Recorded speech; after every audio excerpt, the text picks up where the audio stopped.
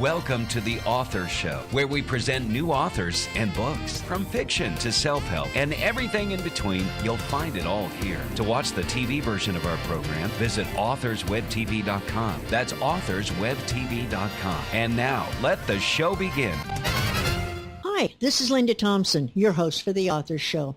Catholic theology and Cold War politics collide in this fictionalized retelling of an important religious event. Those are the first words in the synopsis of author Tom Davis' book, Conclave. Since my mama taught me that there are two things you never talk about, and those two things are politics and religion, I have a feeling this is going to be a really good read. That being said, let's learn more about Conclave from our guest. Tom, welcome to the Author Show. Well, thank you, Linda. It's a real pleasure to be with you. Tom, please give us a quick overview of Conclave. It's a story about the election of John Paul II as Pope in October 1978, and I decided to take it and fictionalize it a little bit to give it a little extra oomph over what normally happens in a conclave itself.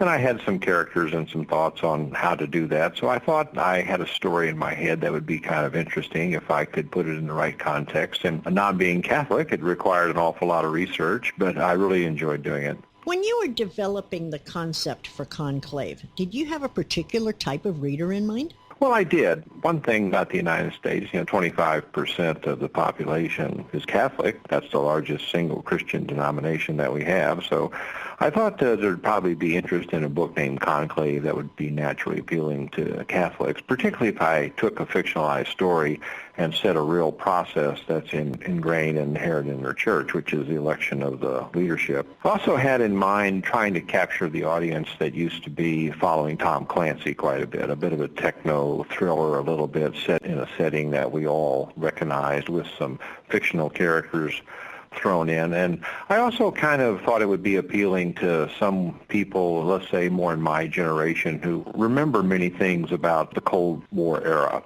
And I think you've seen that interest returning recently with Steven Spielberg's and Tom Hanks' Bridge of Spies, which I watched. My one son, English professor, tells me that movie was made specifically for me and my generation.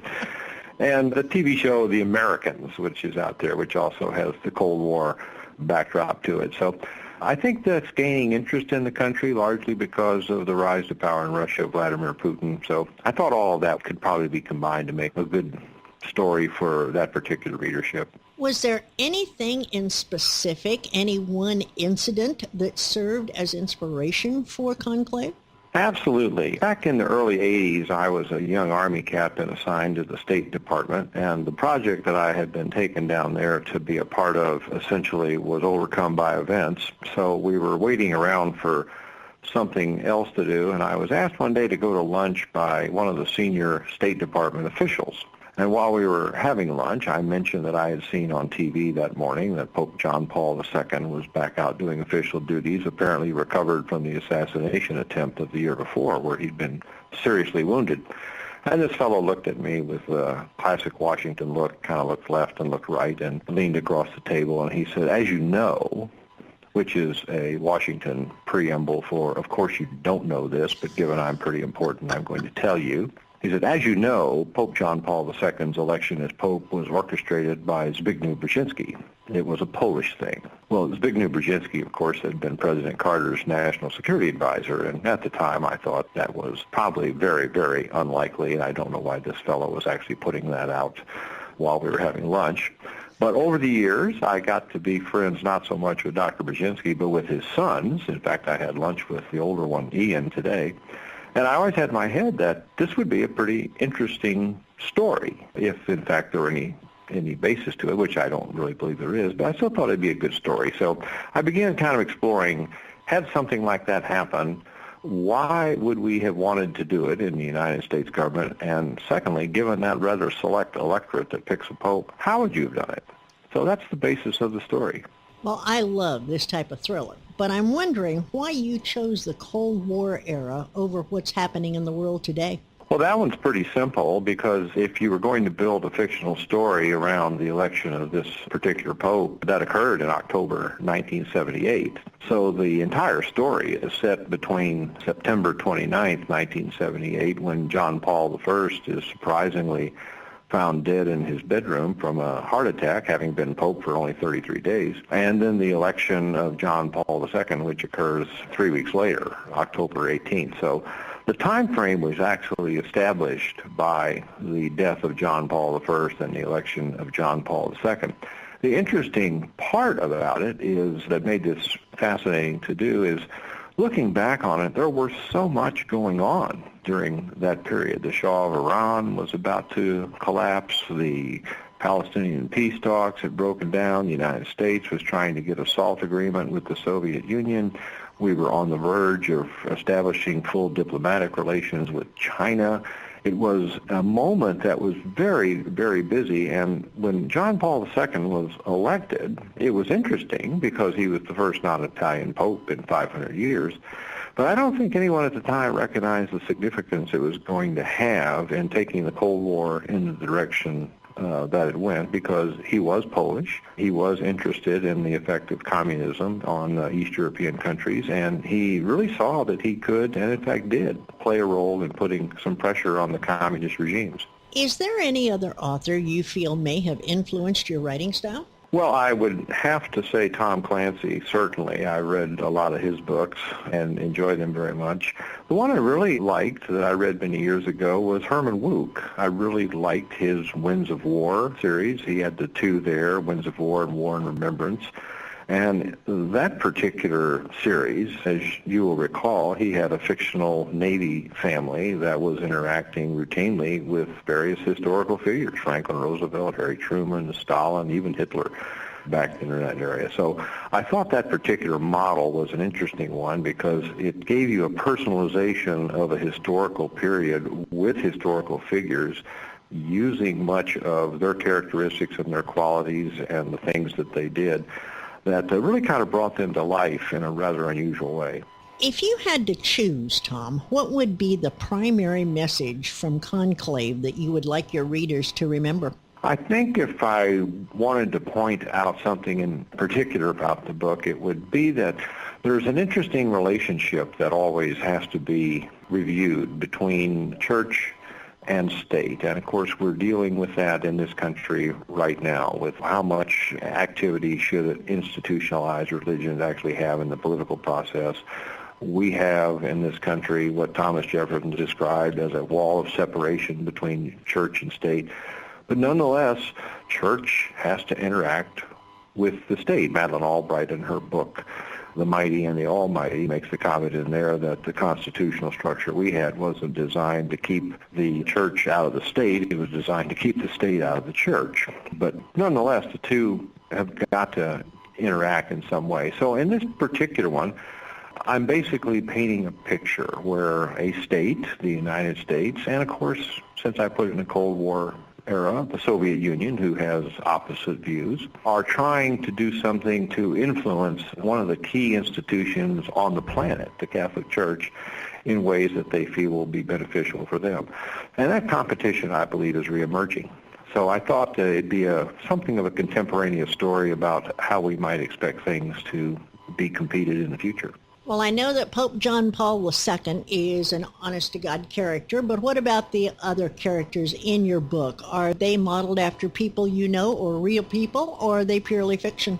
Well, the protagonist in the book is an Army major who is on the faculty at West Point and is assigned to the National Security Council staff to be the associate director for European and NATO affairs.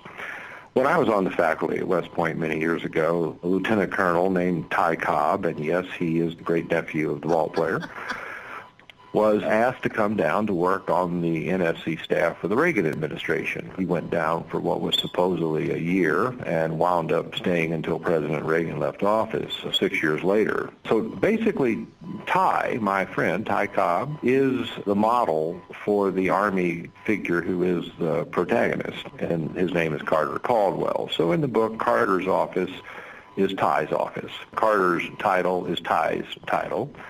Of course, Ty worked in the Reagan administration, and Carter is working in the President Carter administration. The protagonist in that case, he is about 70% Ty Cobb. He's about 25% another friend of mine who went down and served on the NSC staff in the Ford administration, and he's about 10% me because I was in the State Department on something similar. The female protagonist is a CIA analyst, and she is a composite of two female friends of mine who desire to remain nameless, who work for the CIA in their young professional lives. So Katherine O'Connor, the female protagonist, she has the background of one and the personality of the other. So I used throughout the book, wherever I could, real people that I have known.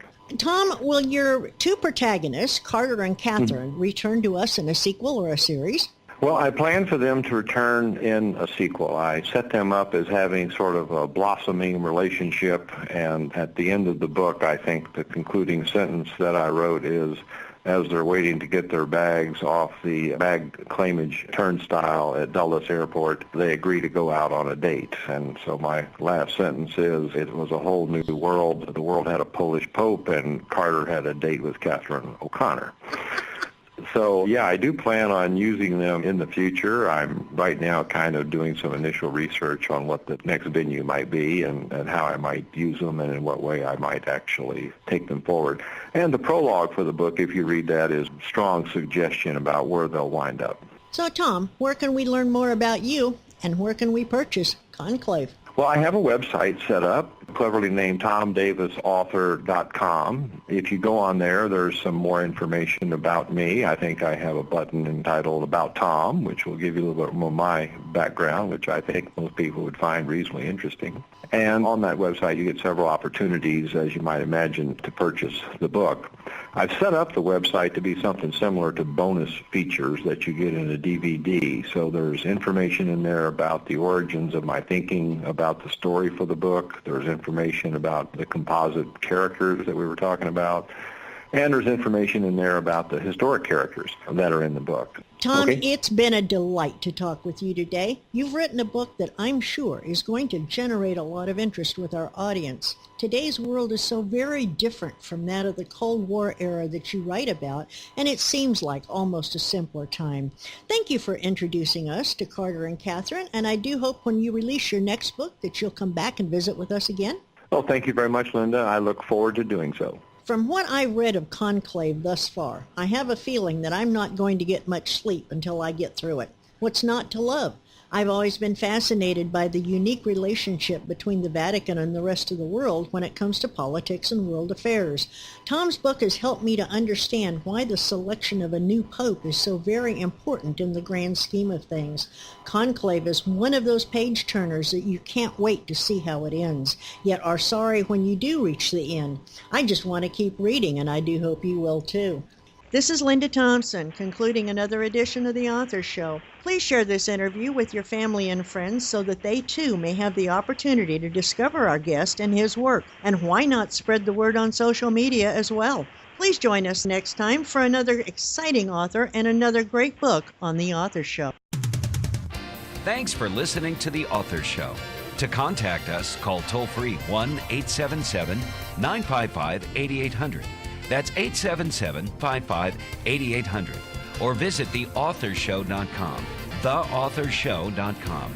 Tune in next time to another great author on The Author Show.